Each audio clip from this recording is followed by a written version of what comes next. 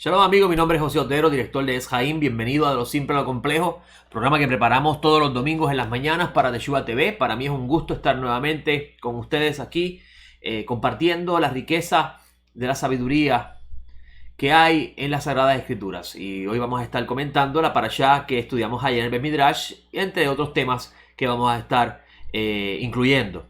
La parashá que estudiamos ayer es titula Miketz. Miketz se encuentra en el libro de Génesis, capítulo 41, y relata el proceso de salida de Yosef de la oscuridad a la luz. En otras palabras, de la vida en prisión a una vida de libertad. Pero esta libertad con un fin, el fin de servir al faraón. Y sobre eso vamos a estar comentando hoy. La lectura comienza en el capítulo 41 de Lo Simple a lo Complejo. Antes de leer, quiero recordarles que Lo Simple a lo Complejo busca explicar la Sagrada Escritura de sus aspectos simples hasta su nivel complejo. Con esto decimos que no simplemente nos concentramos en el aspecto literal de la Escritura, sino que buscamos el mensaje que hay detrás de ello.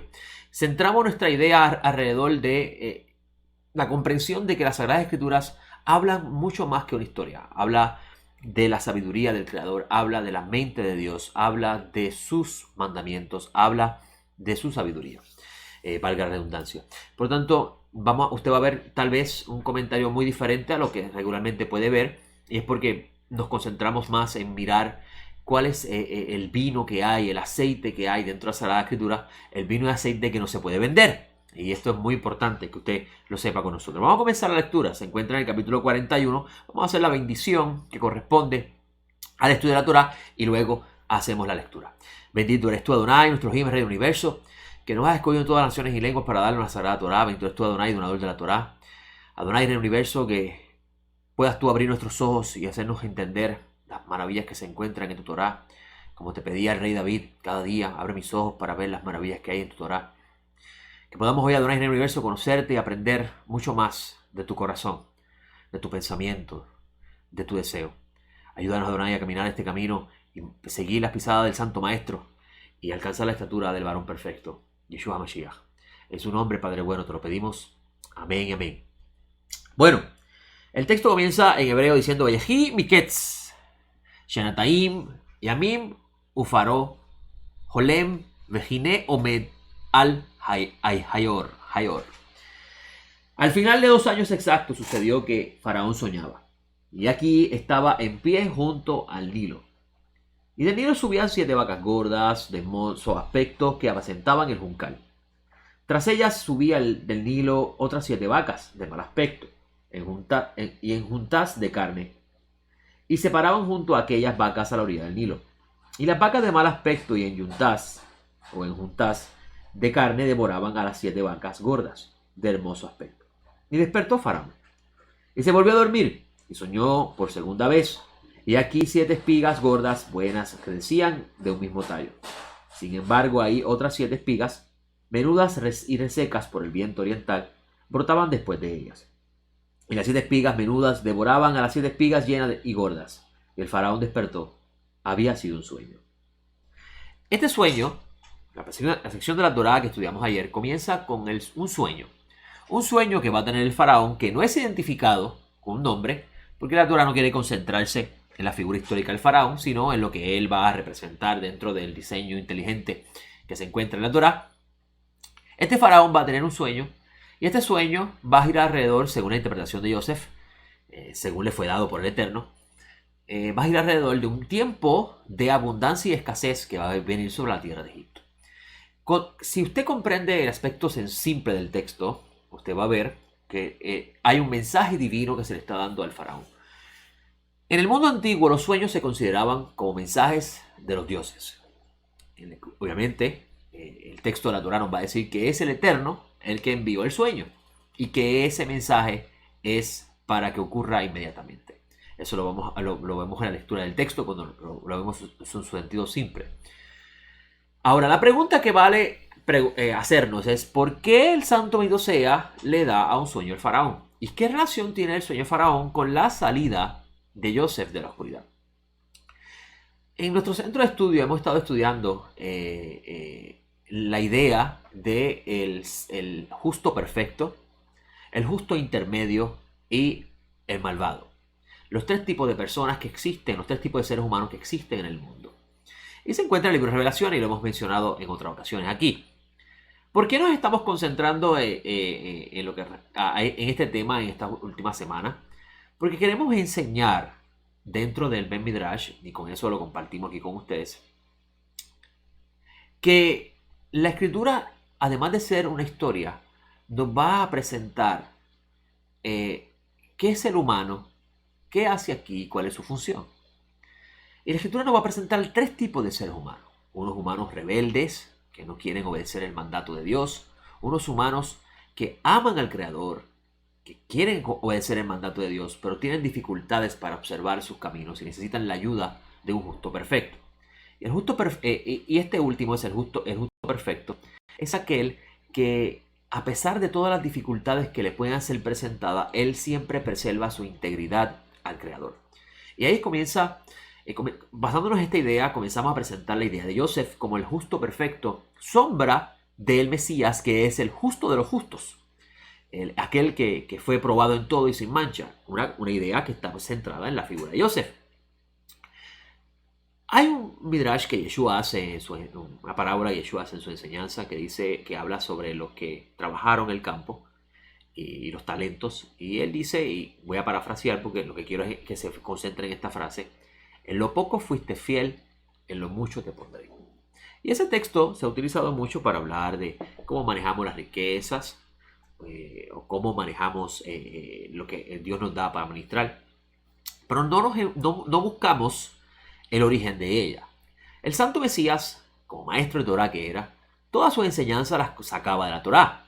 Sus enseñanzas eran vino nuevo que ya estaba dentro de la Torah, pero escondido. Y también había vino viejo. Por eso usted va a encontrar que muchos de los académicos que han analizado las enseñanzas de Yeshua, mayormente en el mundo judío, muestran claramente que Yeshua, muchas de las ideas que enseñaba se encontraban ya en el mundo fariseo, en el mundo rabínico. Y esto no es nada de sorprendernos, incluso no se debe usted alarmar por eso, al contrario, Yeshua ya anticipaba del vino nuevo y el vino viejo, y el odre nuevo y el odre viejo, y el tesoro de las enseñanzas viejas y las enseñanzas nuevas. Yeshua ya estaba diciendo que sus enseñanzas contienen enseñanzas viejas y enseñanzas nuevas que él va a revelar. Así que no debemos alarmarnos por eso. La pregunta que me hago es, ¿cómo Yeshua utiliza estas palabras? De lo poco fuiste fiel, en lo mucho te pondré. ¿Dónde Yeshua saca esta idea? En lo poco fuiste fiel, en lo mucho te pondré. La Torah nos presenta la historia de Joseph. Joseph, el hijo de Jacob, que vivía en la casa de su padre, era el hijo de la ancianidad de Israel, fue vendido como esclavo a Egipto.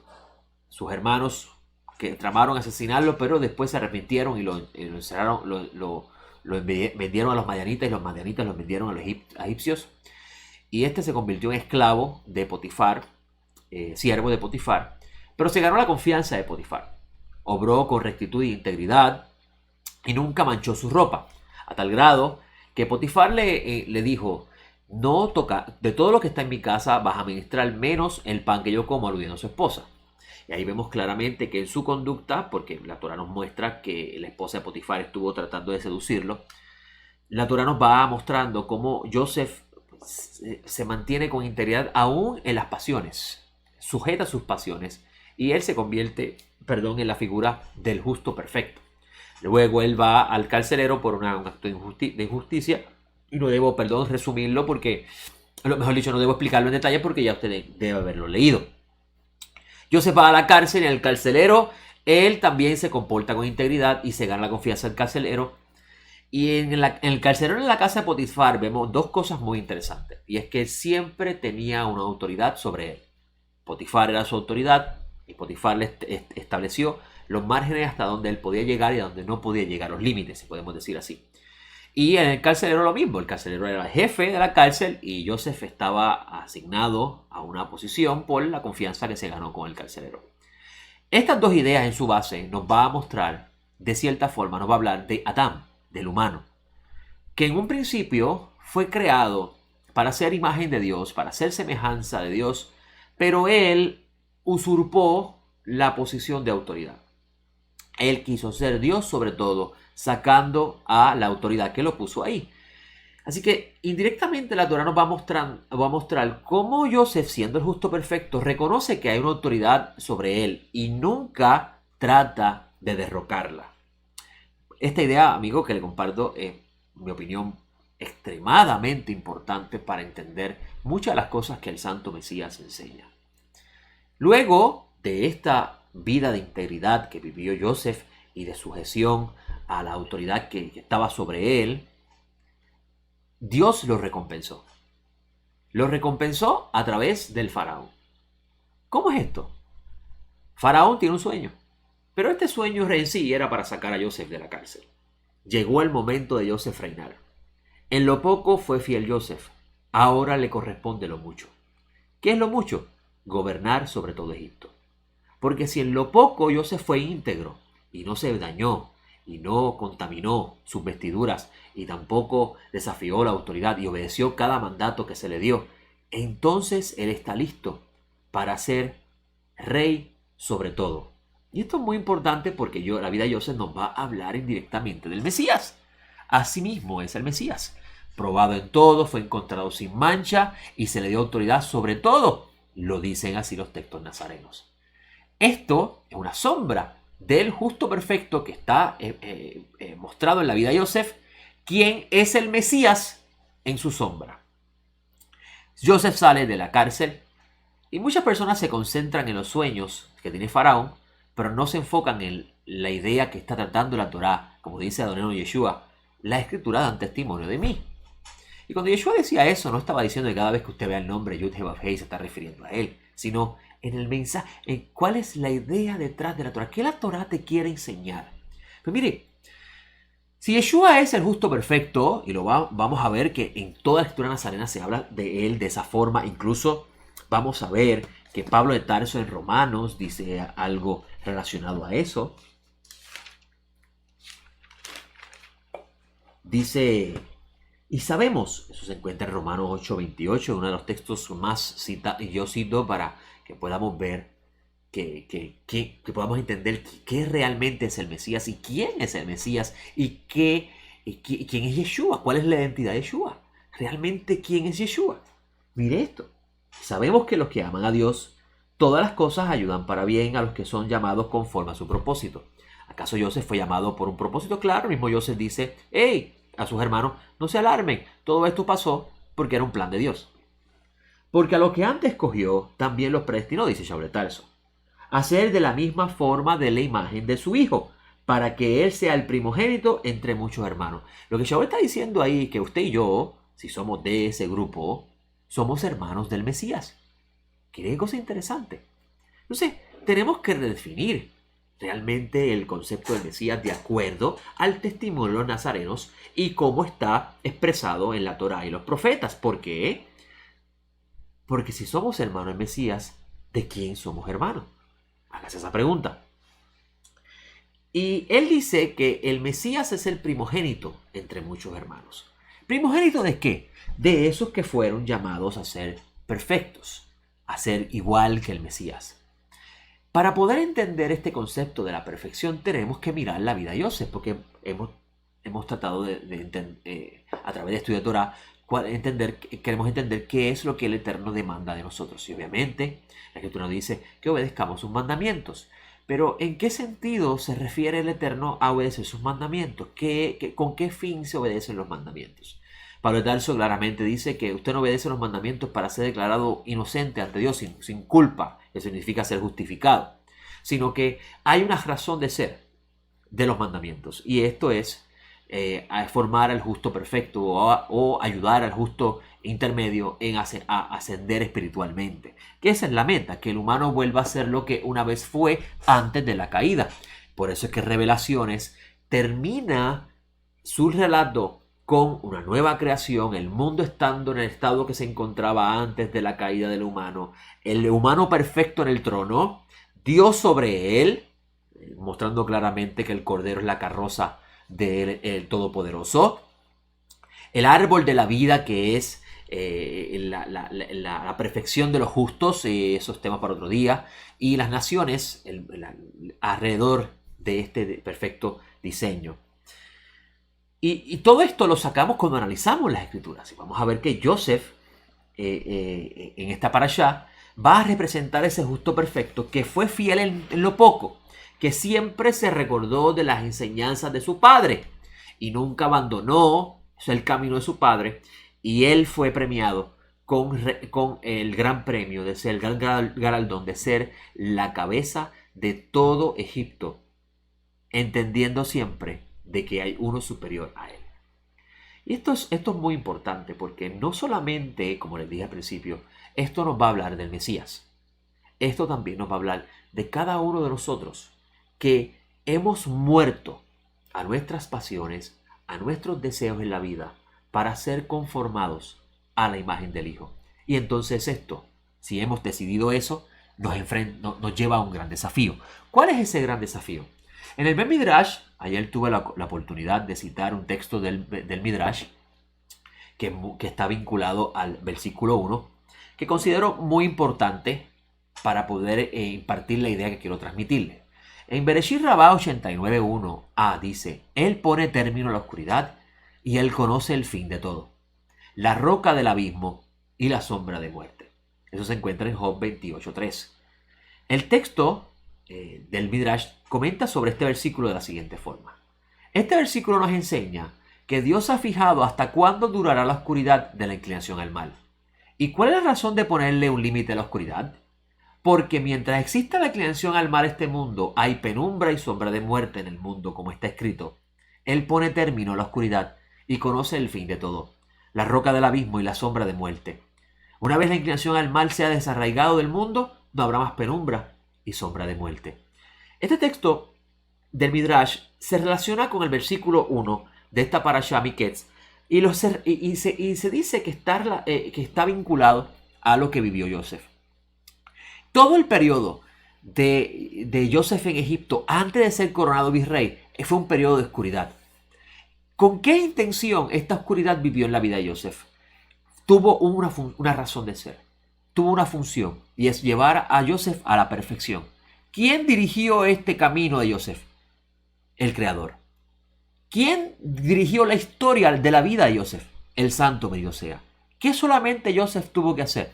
Elegir entre una cosa y la otra. Y aquí le estoy resumiendo en palabras simples muchas de las ideas que están dentro de la Torá. ¿Sabía usted, amigo, que para la época del Segundo Templo ya se comenzaba a debatir ideas con respecto a ciertas cosas que no podía el humano comprender a simple vista, pero se encontraban transmitidos en la Escritura? ¿Es Dios el autor de la historia de la humanidad? ¿Él es el que controla el destino de cada ser humano? ¿Tiene el humano libre albedrío? En palabras simples, ¿Dios ha predestinado todo desde el principio? ¿Y a la misma vez existe el libre albedrío?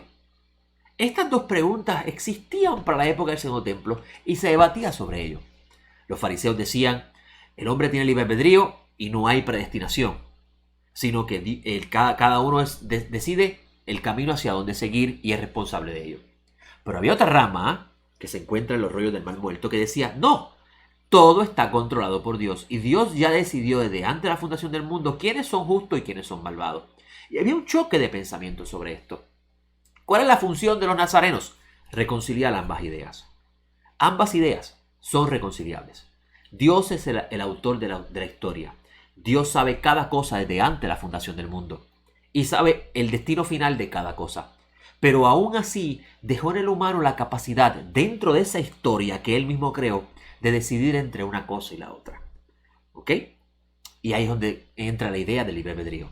El libre albedrío es la capacidad que Dios le dio al humano, en su regalo de Dios para el humano, de él decidir entre hacer lo correcto o lo incorrecto. Cada decisión que él toma va a afectar el curso de su historia, pero al final de cuentas, Dios va a llevar a todos los humanos a lo que él desea que sea. Es fuerte esto para nosotros, para personas que tal vez hayan venido de un trasfondo teológico protestante, donde se habla de que todas las almas, todos los malvados se van para el infierno y los buenos son los que van al cielo, o los que se convierten a Cristo son los que van al cielo y los que no se convierten a Cristo no van al cielo. Cuando usted viene con ese adoctrinamiento, ese sello en su frente, esa marca en su mano, obviamente va a ser chocante para usted porque conflige con lo que ya usted había construido su fe. Obviamente podemos decir que de cierta forma eso es cizaña sembrada en un campo donde había sido sembrado trigo primero. Y el Santo Mesías dijo que cuando viniesen los segadores iban a saber qué es trigo y qué es cizaña, y ellos son los que pueden arrancar la cizaña y llevarla al fuego y quemarla y dejar el trigo para que es el fruto del producto de la tierra. La Torá, de cierta forma, o mejor dicho, en la época del Segundo Templo ya existía este debate sobre el libre albedrío y predestinación. Y en este texto de Joseph se habla mucho sobre predestinación y libre albedrío. Los rabinos comentan, al cabo de 2 años exactos, ¿por qué la Torá dice al cabo de 2 años exactos? ¿Por qué después de 2 años de Joseph haberle dicho al copero que se acordase de él cuando estuvieron de Faraón, 2 años después que Joseph queda suelto y el copero se acuerda de él? ¿Por qué 2 años después? Y los rabinos comentan que la posibilidad de que se haya extendido la estadía de Joseph 2 años más es porque Joseph pidió intervención humana para cambiar el curso de su historia. Esto significa que Joseph, en su libre albedrío, decidió no confiar en Hashem y ejecutar y tomar decisiones para afectar el curso de su historia, y esa decisión errada hizo que se retrasara el proceso de libertad. Se retrasara el proceso de libertad a 2 años después. Otra rama dice, no, ya de antemano el Eterno tenía destinado cuánto tiempo Joseph iba a estar preso, y cuando se cumpliese ese tiempo, Dios iba a activar el tiempo de su salida o el tiempo de su libertad a través del sueño de Faraón. Ambas ideas son reconciliables. Joseph siempre iba a ser libertado. Faraón iba a recibir ese sueño para libertarlo. La decisión de Joseph estaba entre confiar que iba a ser en el momento indicado o se iba a apresurar o se iba a retrasar, en este caso porque tomó esa decisión. En Isaías 60 se habla de cómo Jerusalén iba a ser reconstruida, y tomo esta nota para mencionar un ejemplo de ello, un ejemplo de esto, de cómo el libre albedrío puede afectar el curso de la historia positivo o negativamente, y a la misma vez todo está predestinado por Dios. En Isaías 60, y ayer estuvimos viendo en el Bet Midrash para relacionarnos con Hanukkah, porque habla del tiempo cuando Jerusalén volverá a ser gloriosa y volverá a tener la luz de esplendor del Eterno. En el versículo 22, que está hablando de cuándo va a suceder esto, cuándo Jerusalén será restaurada, cuándo volverá a ser la ciudad donde todos los pueblos subirán a hacer conocer al Dios de Israel y andar en la luz de ella. El versículo 22 de ese capítulo 60 dice, el más pequeño crecerá hasta 1000 y el menor será pueblo numeroso. Yo, el Eterno, me apresuraré a hacer esto a su tiempo. Y los sabios han debatido sobre este versículo, sobre esta parte final del versículo, porque ellos dicen, ¿cómo es posible que el Eterno vaya a apresurarse a hacerlo y él diga a su tiempo? ¿Se apresurará o será a su tiempo? ¿Cuál de las dos es? Y ahí entra en escena el proceso del libre albedrío y la predestinación. La predestinación de Jerusalén en este texto, que es la gloria de Sion, que es lo que está el tema aquí, es ese, la ciudad de Sion volverá, la ciudad de Israel, la ciudad de Jerusalén volverá a ser gloriosa. Según el diseño inteligente de Dios, Jerusalén está predestinada a volver a ser lo que Dios decidió de un principio que fuera. Ahora, queda en nosotros adelantarlo o hacer que ocurra a su tiempo. Su tiempo significa en el tiempo final determinado cuando todo se consuma. Acelerarlo, apresurarlo, queda en las manos de nosotros.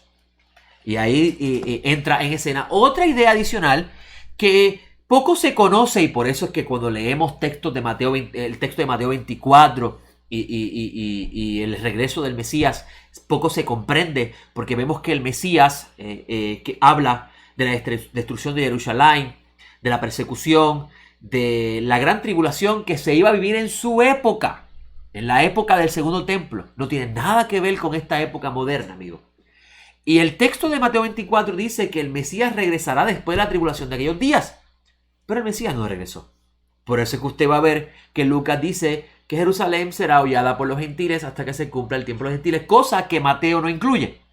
¿Por qué Lucas lo incluye y Mateo no lo incluye? Lucas escribe mucho después de Mateo. ¿Por qué se incluye eso?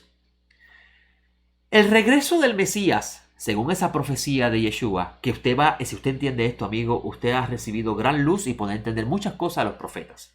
El retorno de Yeshua en esa época estaba condicionada a algo que Dios dijo desde los profetas. Si Israel se arrepiente, incluso lo dijo Moisés primero en el libro de Deuteronomio.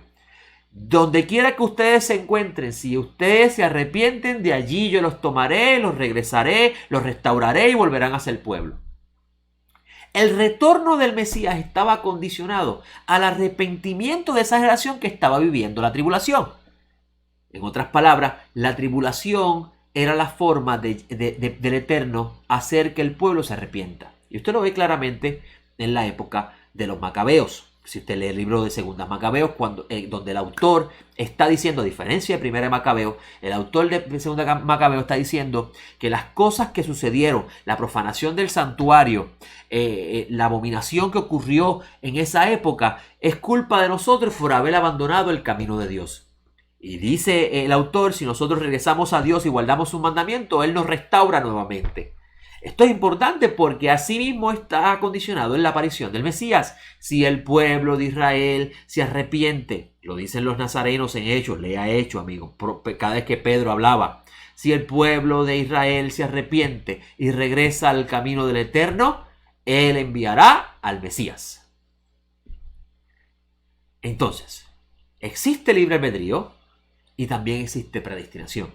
Es decir, todo está determinado por Dios, pero está en la mano del humano retrasarlo o adelantarlo.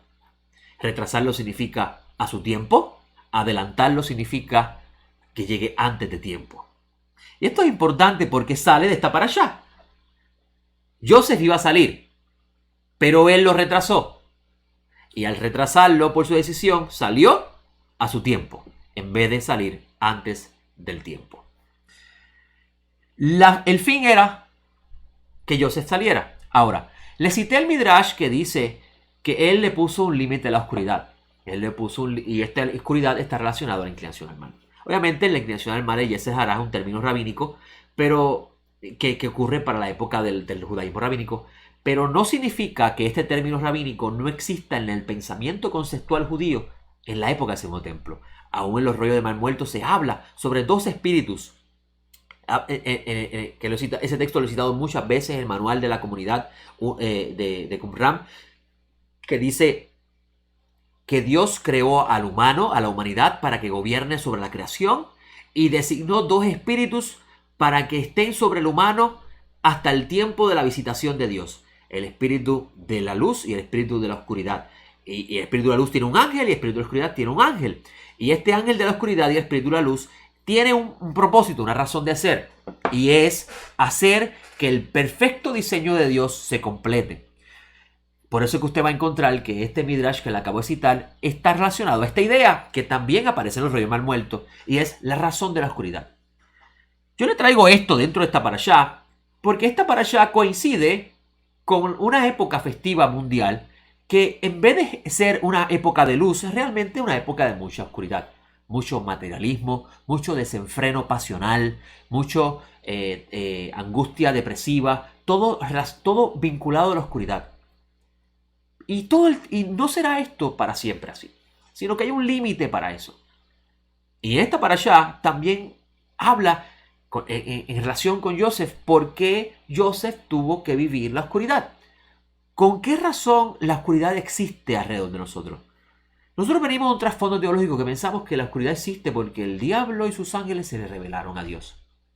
Y eso obviamente eso ocurre por la interpretación gentil de textos judíos que no se comprenden a la luz del pensamiento judío. Esa idea, amigo, de que la Biblia se interpreta así sola y que esa idea de la sola escritura, si usted lleva eso a la época del Segundo Templo, se sorprendería. Porque aún en el Segundo Templo se entendía de que tenía que haber usted lo va a encontrar en los Reyes Muertos. En los Reyes Muertos se habla del maestro de justicia que iba a interpretar correctamente las palabras de la ley. Eso significa, y usted puede preguntarse, pero ¿cómo es posible que aparezca el maestro de justicia que interpreta correctamente las palabras de la ley si con leer la escritura es suficiente? Ahí vemos claramente un ejemplo de documentos del Segundo Templo de que existía dentro del pueblo la idea de que alguien vendrá de parte de Dios a enseñar correctamente la Sagrada Escritura. Eso significa que con leerla usted solo no va a entender la Escritura. Eso yo creo que está claro de por sí. Incluso una de las razones por las cuales se esperaba el Mesías era por eso. Él nos enseñará todas las cosas. Muchos de los conceptos que se ha construido alrededor del cristianismo protestante, incluso del catolicismo, está centrado en interpretaciones que salen fuera del fundamento del pensamiento del pueblo. El pensamiento del pueblo, en el pueblo se entendía que Dios había creado también la oscuridad y que la oscuridad tenía una función. Para la época del Segundo Templo se estaba debatiendo el por qué, la razón de la oscuridad. Y esto lo podemos ver, comprender esto, se puede analizar a través de esta parashá. ¿Por qué Joseph pasó tantos años en la oscuridad? Hijo de 17 años, vendido como esclavo, y a los 30 comenzó a gobernar a Egipto. ¿Por qué tanto tiempo? ¿Cuál es el fin de esa oscuridad? ¿Cuál es el fin de Joseph vivir tanta tribulación? La Escritura nos dice que el fin de Joseph vivir todo esto era refinarlo para que él pudiese ser el gobernador de Egipto. Esto es importante porque nos habla del Mesías, pero no solamente el Mesías, nos habla de usted y de mí. La oscuridad que hay en el mundo la creó el Creador, con el único fin de que nosotros venzamos la oscuridad con la luz. Que no nos dejemos llevar por la oscuridad que causa confusión, que causa incertidumbre, que causa penumbra, sino que siempre nos enfoquemos en la luz. Y esa luz, amigo, es la Torá. No importa dónde te encuentres, si tu Torá está en tu mente, está en tus acciones, siempre te guardarás para no caer en las tentaciones, o mejor dicho, en las dificultades que se encuentran en la oscuridad. El ejemplo mismo de Joseph. Así que Joseph en esta parashá se nos presenta como este justo perfecto que ha vencido la oscuridad del mundo y que esa oscuridad tuvo un límite hasta que él fuese formado. Una vez que él fuese formado, esa oscuridad en su vida se terminaba. Es en el plano micro. Pero el plano macro es mucho mayor. Vendrá un tiempo donde toda la oscuridad que hay en el mundo será acabada, será exterminada y alumbrará la gran luz. Lo que el profeta dice en Isaías 60, entre otros textos, y también se encuentra en Revelaciones. La vida de Joseph era simplemente, lo que sucedió en la vida de Joseph era simplemente un plan divino de Dios. Pero Joseph tenía libre albedrío para decidir si se completaba en su vida o se buscaba a otro justo. Y esto es importante, porque Yeshua estuvo expuesto a fallar en la misión que se le dio. Pero él aguantó todas las pruebas, venció y se le dio la corona. Y él mismo dice, ahora todo me ha sido dado. Esto es importante comprenderlo, porque si vamos a seguir las pisadas del Mesías, tenemos que seguir las pisadas del Mesías que los nazarenos enseñaron, que está fundamentado en la Torá, y no las pisadas del Mesías de la teología que se construye de una mente griega. Una teología que está vestida de leopardo, que habla como león y que camina como oso. Con ese pensamiento dejo esta primera media hora. Vamos a hablar adicional a lo que hablamos, otras ideas que se encuentran en esta parashá. La Torá nos va a enseñar, y Joseph es una sombra del Mesías, la Torá nos va a enseñar de que a Joseph el faraón le va a cambiar el nombre. Joseph se va a llamar ahora Safnat Panea. Safnat Panea no es un nombre hebreo. Ese no es el nombre original de Joseph. Ya la Torá nos está anticipando de que a Joseph se le iba a cambiar su identidad y se le iba a vestir con otra identidad. Y que sus propios hermanos no iban a conocer su identidad. Pero el pueblo de Egipto iba a ver a Joseph muy diferente a como ve los hermanos de Joseph a Joseph. Qué casualidad, ¿no? Joseph se le cambia el nombre y se le da una identidad diferente. Y sus hermanos no conocían a Joseph. Pero Egipto tampoco conocía quién realmente era Joseph. Un detalle interesante. Samnat Panea, ese no es Joseph. Para los hermanos hebreos de Joseph. Joseph no puede ser Samnat Panea. Samnat Panea es el segundo al mando de Faraón. Y si Faraón era visto como una deidad en Egipto, entonces de seguro Joseph es una deidad. Así que de cierta forma Egipto deificó a Joseph, convirtiéndolo en una segunda deidad al lado del faraón. Pero para los hermanos de Joseph, Joseph era un hebreo, un ibrí. Interesante, ¿no? Porque si usted mira a los nazarenos y mira a los judíos que ven a la figura histórica de Yeshua, según presentados los nazarenos, Yeshua de Nazaret es otro judío más, un ser humano, igual que nosotros, escogido por Dios desde antes de la fundación del mundo para redimir a Israel, para salvar al mundo. Pero es uno igual que nosotros. Sin embargo, para los egipcios, que en este caso son los gentiles, Yeshua no es un humano. Porque si es hijo de Dios, pues de seguro que es Dios también. Cosa interesante, ¿verdad? Que ya la Torá nos va preparando esta idea. Sé, amigos, si esto es chocante para cada uno de nosotros, si venimos de un trasfondo como protestante, cristiano o de católico, dependiendo de la línea que usted venga, pero no podemos negar la realidad de lo que los nazarenos escribieron y y cómo la Torá nos prepara el camino para entender estas cosas. Así que no nos debe sorprender esto si estamos estudiando seriamente la Torá. Y esto me lleva a hablar un poco de lo que hablamos ayer de revelaciones en el Bet Midrash. Estamos estudiando el libro de Revelaciones en el Bet Midrash todos los Shabbat a las 2 de la tarde. Y ayer tuvimos la oportunidad de hablar del capítulo 12 y el capítulo 13 se introduce como había tiempo en el espacio de enseñanza. Y estábamos hablando cómo el capítulo 12 anuncia el nacimiento del justo perfecto que estaba destinado desde la antes de la fundación del mundo a regir a las naciones con vara de hierro.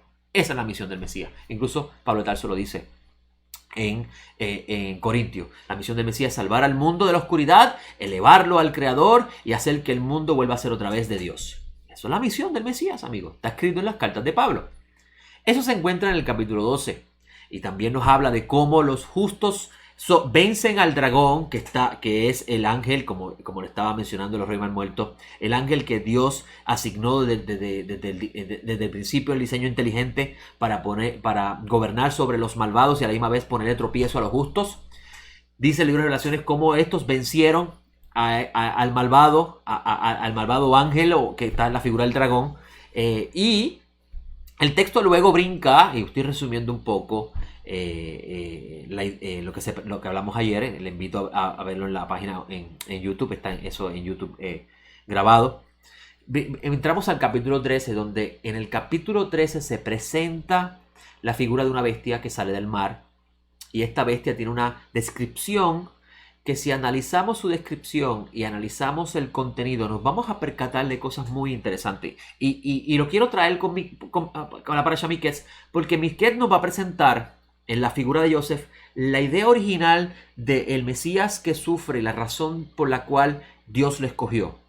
Dios escogió al Mesías, al que iba a ser el Mesías, para ser el que cargue con la purificación del mundo y a la misma vez salvar al mundo y preservar la existencia de la humanidad, con el único fin, al fin de cuentas, de reconciliarlos todos para Dios. Y el libro de Revelaciones se presenta lo opuesto a el plan original del Eterno con el Mesías, y eso se encuentra en el capítulo 13, donde se habla de una bestia que sale del mar. Cuando usted lee este texto, al principio pues, es un poquito chocante, porque te dice, ¿cómo que es eso que sube del mar? ¿Qué significa esto? El autor de este libro es Juan, se dice que es Juan. Juan, hijo de Zebedeo, era discípulo de Juan el Bautista, Juan el Inmersor. Juan el Inmersor tuvo mucho contacto con la comunidad que se separó de Jerusalén por causa de la contaminación en la época de los macabeos y la revuelta de Antíoco, y luego la profanación de la santidad del santuario en la época donde Roma entra también en escena, y cómo los sacerdotes se profanaron. Ellos se separaron de esta contaminación y se fueron a vivir en un área desértica cerca de las cuevas y el Mar Muerto, según se narra por la arqueología.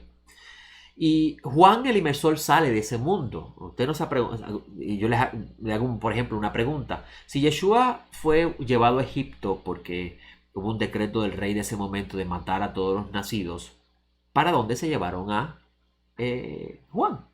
Hay una historia mítica donde dice que Juan fue llevado al desierto, a la montaña, y la madre entregó a las montañas a su hijo. Una forma de decir que le entregó a su hijo a estos hombres que eran sacerdotes y los discípulos que se formaron de estos sacerdotes. Esta literatura del rollo mal muerto es muy importante porque pertenece a esa época, pero también dentro de esa época de Segundo Templo había otra literatura que nosotros no tenemos en nuestra Biblia y pensamos que porque no está en el canon no es importante. Y eso es un gran error, porque estudiar esa literatura nos va a ayudar a entender el pensamiento de la época.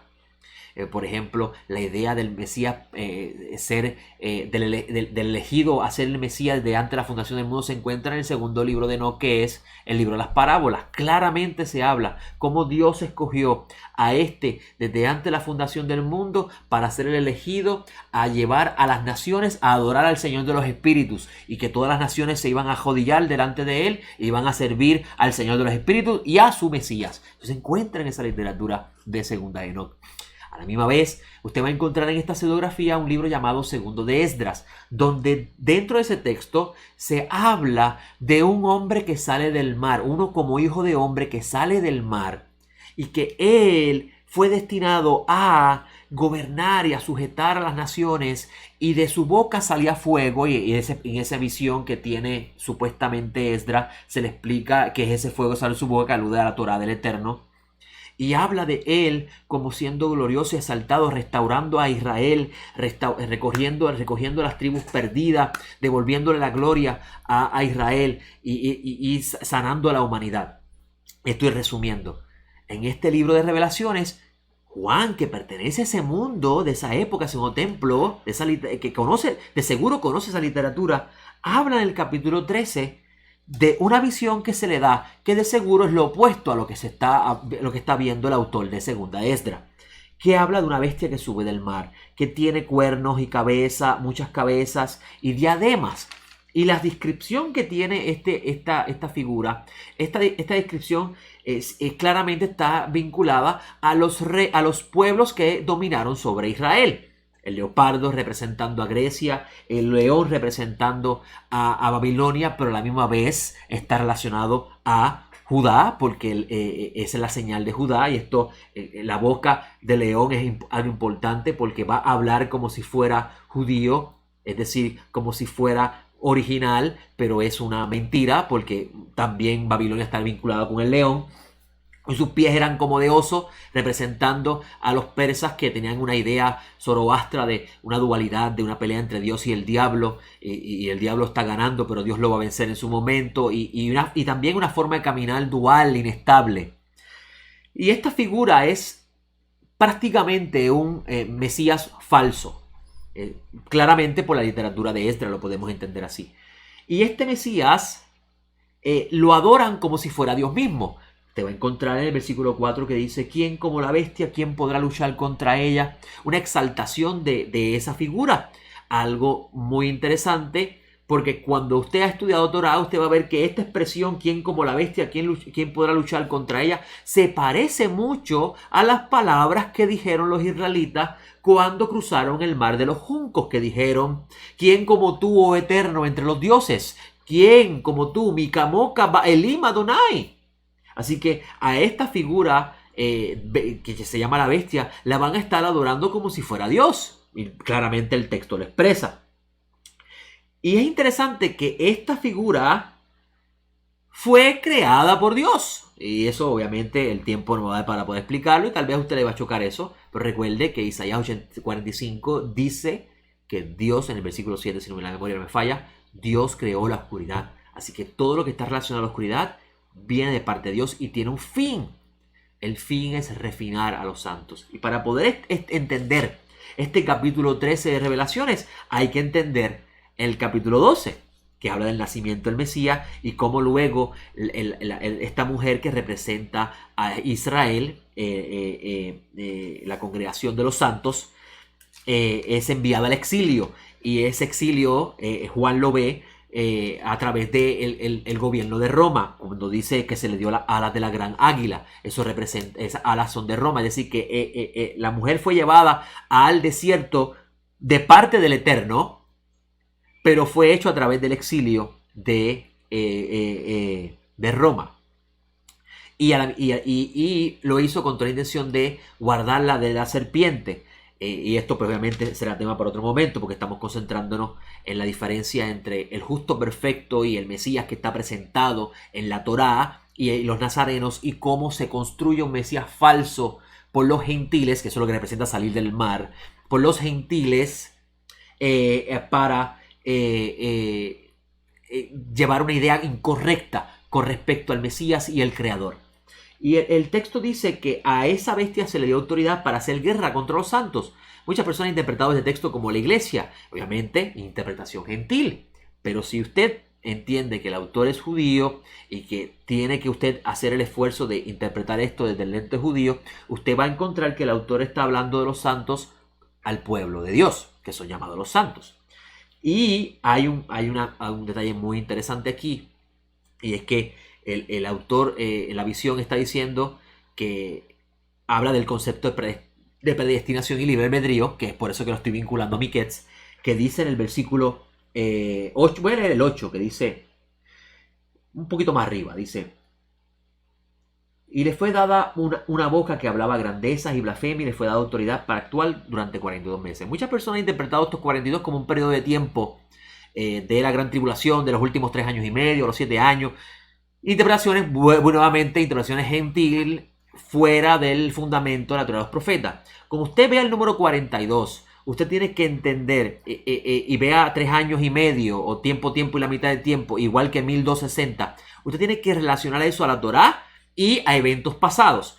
42 se encuentra en la Torá. 42 jornadas vivieron los israelitas desde que salieron de Ramsés a la tierra de Israel, a la orilla del Moab. Esas 42 paradas fue con un único propósito, lo dice Moisés. Fue para probar a los israelitas para ver si obedecerían o no los mandamientos. Por consiguiente, el número 42 está vinculado a un periodo de prueba que a su vez está relacionado a refinamiento.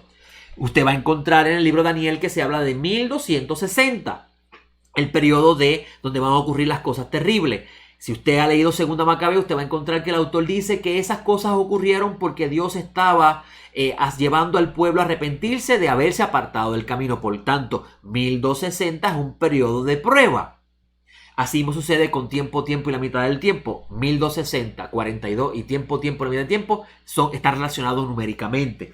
Por tanto, cuando el texto dice, y se le concedió hacer guerra contra los santos, se le dio autoridad para actuar durante 42 meses, está hablando de que esta bestia tiene una función, y esta función está dentro del periodo de prueba que Dios determinó con el fin de ¿qué? De santificar a su pueblo, de elevarlo, de exaltarlo, y a la misma vez hace una función dentro del mundo de los gentiles que pues lamentablemente por razón de tiempo no puedo abundar. Y dice el texto que se le concedió hacer guerra contra los santos. ¿Quién le dio permiso para hacer eso? El santo bendito sea. Y vencerlo. Y le fue dada también autoridad sobre toda tribu, pueblo, lengua y nación. Si alguno tiene oído. Versículo 8. Y los que la adorarán, y la adorarán todos los que moran en la tierra, cuyos nombres no han sido escritos desde la fundación del mundo en el libro de la vida del Cordero, que fue inmolado. Este versículo es un versículo clave para entender este texto. Y pues, lamentablemente, amigos, por razón de tiempo no puedo hablar porque no es lo que quiero concentrarme. Versículo 9 dice, si alguno tiene oídos, oiga. Aquí viene un detalle muy importante. Si alguno ha de ser llevado a cautividad, predestinación, a cautividad será llevado. Si alguno ha de ser muerto a espada, predestinación, a espada será llevado. Aquí a espada será muerto. Aquí está la perseverancia y la fe de los santos. Lo que el texto está diciendo es, si estás destinado a pasar por eso, vas a pasar por eso. Y esto lo vemos en el caso de Joseph. Joseph fue destinado por parte del Todopoderoso a vivir todo lo que vivió, con el único fin de que luego él pudiera hacer lo que se le había encomendado. En lo poco fue fiel, en lo mucho fue puesto. Ahora, ¿qué sucedería si Joseph claudica y entonces se deja llevar por la influencia de la oscuridad? Entonces habrá dañado su fe, su perseverancia, su fidelidad a su Dios y las enseñanzas de su Dios que su padre le impartió.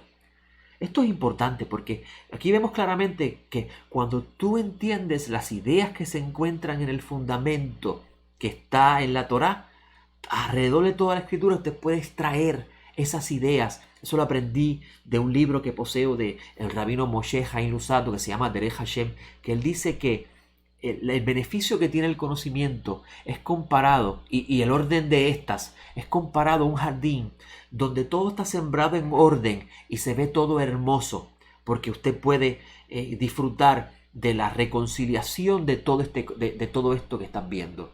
A diferencia de la oscuridad e ignorancia, que es comparado a un jardín que está en desorden y no es agradable a los ojos. Entonces, cuando estudiamos la Torá con este fin de poder entender la mente de Dios, que realmente es el corazón, porque la Torá es el corazón de Dios, usted puede, con la capacidad de entendimiento, poder diferenciar una cosa de la otra y poder disfrutar de la belleza de cómo el Eterno, desde antes de la fundación del mundo, tenía un perfecto plan, y ese perfecto plan está expresado en llevar al humano a lo que una vez fue, si el humano caía. ¿Había libre albedrío? Hay libre albedrío. ¿Está todo predestinado? También.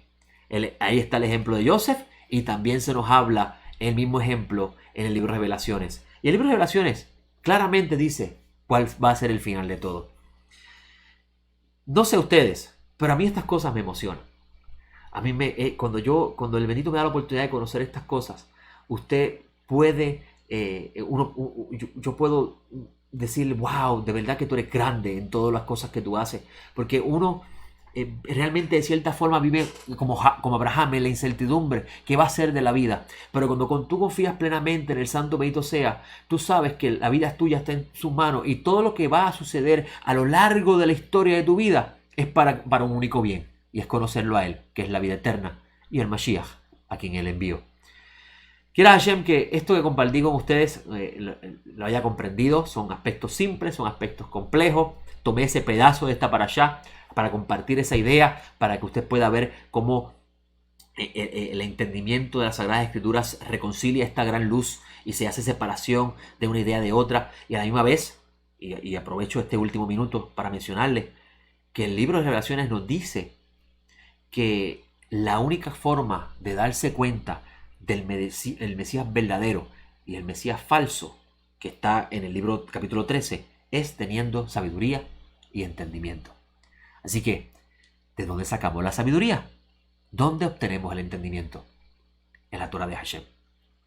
Mi nombre es José Otero, soy el director de Es Haim, y le doy gracias al Eterno y al hermano Rico por el espacio que me da en este programa de Lo Simple a Lo Complejo para Teshuvah, que lo hago sin ningún interés personal. Es la forma de yo agradecer al Todopoderoso lo que Él ha hecho en mi vida. Y si yo le contase todo lo que ha hecho en mi vida, y escúcheme bien, no tiene nada que ver con riqueza. Nada que ver con riqueza. Lo que el bendito ha hecho en mi vida es restaurarme de la oscuridad a su luz. Y mi forma de agradecerle a Él toda su bondad es compartir con ustedes estas enseñanzas. Compartir la luz que Él me da. Y le doy gracias al Eterno por eso, y le doy gracias a Rico por ese espacio que me da. Y con eso le pido, por favor, que ayude a Teshuvah a que mantenga estos maestros enseñando y pueda llevarse este mensaje de redención al mundo entero, y podamos nosotros reparar la fe original, la fe que se dañó cuando llegó el tiempo de oscuridad. Mire cosa interesante. El Mesías dijo y lo anticipó. que vendrían tiempos de oscuridad. El sol no dará su resplandor, la luna tampoco, y las estrellas caerán del cielo. Eso significa que vendría gran oscuridad para el mundo. Nos vemos en la próxima, con el favor del cielo. Buena semana.